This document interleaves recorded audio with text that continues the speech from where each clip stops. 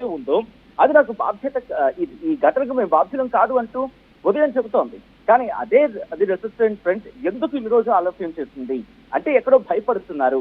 లష్కర్ తైబా కావచ్చు, జైషే మహమ్మద్ కావచ్చు, లేకపోతే ఐసిస్ కి సంబంధించిన వాళ్ళు కావచ్చు, లేకపోతే వీటికి రిలేటెడ్ ఉన్న వాళ్ళు ఎవరైనా సరే ప్రస్తుతం భయపడుతున్నారు, జంకుతున్నారు. పాకిస్తాన్ డిఫెన్స్ భయపడుతోంది, పాకిస్తాన్ ఆర్మీ భయపడుతోంది.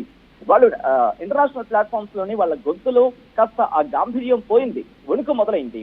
సో ఇటువంటి సినారియోలో తమ వాళ్ళని కాపాడుకునే ప్రయత్నం జరుగుతోంది, తమ వాళ్ళని కాపాడుకునే ప్రయత్నం చేస్తోంది పాకిస్తాన్. టెర్రరిస్ట్ ని కూడా కాపాడే ప్రయత్నం చేస్తోంది. ఎందుకు ఈ మాట గట్టిగా బలంగా చెప్పగలుగుతోంది ప్రపంచ దేశాలంటే, జైషే మహమ్మద్ కి సంబంధించిన వాళ్ళు కావచ్చు, లేదా లష్కర్ తైబాకు సంబంధించిన వాళ్ళు కావచ్చు, మరీ ముఖ్యంగా కొంతమంది కీలక వ్యక్తులు ఇటు ప్లాట్ఫామ్ మీదకి వచ్చి గట్టిగా అనౌన్స్మెంట్ ఇస్తున్న పరిస్థితి ఉంది, గట్టిగా మాట్లాడుతున్న పరిస్థితి. భారత్ ని బెదిరిస్తాం, భారత్ రక్తాన్ని ఇన్ఫాక్ట్ సింధు నది జలాలు కనుక వదలకపోతే పాకిస్తాన్ విదేశాంగ మంత్రి గుట్టో మాట్లాడుతూ ఏమంటాడు, పాకిస్తాన్ నదీ జలాలు ఇన్ఫాక్ట్ సింధు జలాలు విడిచిపెట్టకపోతే భారతీయుల రక్తాన్ని ప్రవహింపజేస్తామంటూ ఒక వ్యక్తి మాట్లాడతాడు. ఇంకొక దరిద్రుడు ఎగ్జాక్ట్గా మాట్లాడడం జరిగింది. ఇంకొక ఉగ్రవాది అంటాడు, ఇక్కడి నుంచి భిక్ష మీద విడిపో ప్రాణాలతో బతుకుతున్న ఆ ఉగ్రవాది హఫీజ్ సయ్యద్ లాంటి వాళ్ళు ఏమంటారు, ఎస్ మోదీని చంపేస్తాం. ఏం చంపుతాడు, మోదీని బెదిరిస్తున్న పరిస్థితి ఉంది. ఇలా వీళ్ళు బెదిరింపులు దిగుతున్న పరిస్థితి ఉంది. అంతకు మించి ఇప్పుడు ఎక్కువ సినారీ అయితే ఇక్కడ కనిపించట్లేదు. ఎందుకంటే ఇదంతా భయం నుంచి వస్తున్న మాటలు తప్ప ఇంకేం కాదు. అంటే వాళ్ళలో వణుకు మొదలైంది. సర్చ్ ఆపరేషన్ స్థాయి ఆ స్థాయిలో ఉంది. ఇటు పెహల్గాం కావచ్చు, దాంతో పాటు మీరు మాట్లాడిన సోఫియాన్ కావచ్చు, ఈ బందీపురా కావచ్చు, దాంతో పాటు ఉరి కావచ్చు, ఈ సెక్టర్స్ లో కొంత కాస్త ఈ సెక్యూరిటీని మరింత కట్టుదిట్టం చేయడం జరుగుతోంది. దాంతో పాటు ఇంటెలిజెన్స్ యాక్టివేట్ అయింది. అక్కడ లోకల్స్ కూడా ప్రస్తుతం సపోర్ట్ ఇవ్వడం జరుగుతోంది అని ఒక మాట వినిపిస్తోంది. ఎందుకంటే వాళ్ళకి ఇంపాక్ట్ పడింది.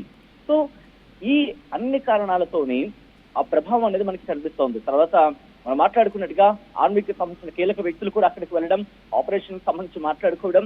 ఇంకొక మాట ఏమనిపిస్తోందంటే కనుక ఇప్పుడు ఐఎన్ఎస్ విక్రాంత్ అక్కడికి చేరుకుంది. ఎక్కడికి, పసిఫిక్ ఓషన్ కి సంబంధించి అక్కడికి చేరుకున్న తర్వాత కీలకమైన అడుగు.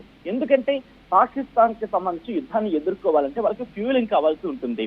చమురు ఏదైనా సరే ఇటు వెస్టర్న్ కంట్రీస్ నుంచి రావాలంటే కనుక పసిఫిక్ మార్గాల ద్వారానే ఇటు కరాచీ పోర్ట్కో లేకపోతే గ్వాదర్కు ఇలా వెళ్లాల్సి ఉంటుంది.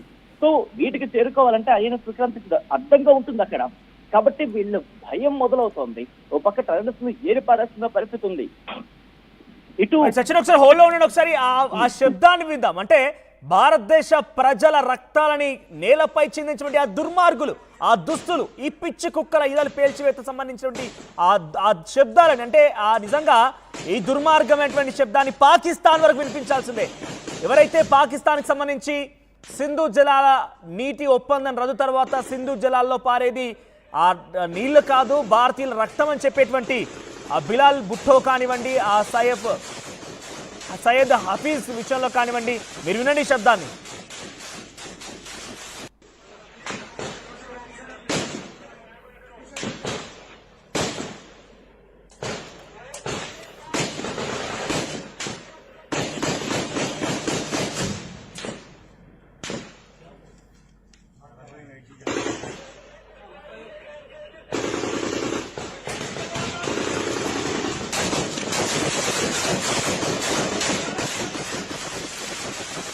రైట్, విన్నారు కదా ఈ శబ్దం అంతా కూడా భారతీయుల రక్తాన్ని నేలపై చిందించినటువంటి ఆ దుర్మార్గుల ఇళ్లను పేల్చివేసేటువంటి శబ్దాలు. భారత ఆర్మీ వాళ్ళ యొక్క ఇళ్లని తూటాల కింద పూర్తిగా కూల్చివేసినటువంటి దృశ్యాలు, వారిని అదుపులోకి తీసుకున్న దృశ్యాలు, వాళ్ళని హతమార్చిన ఆ శబ్దాలు.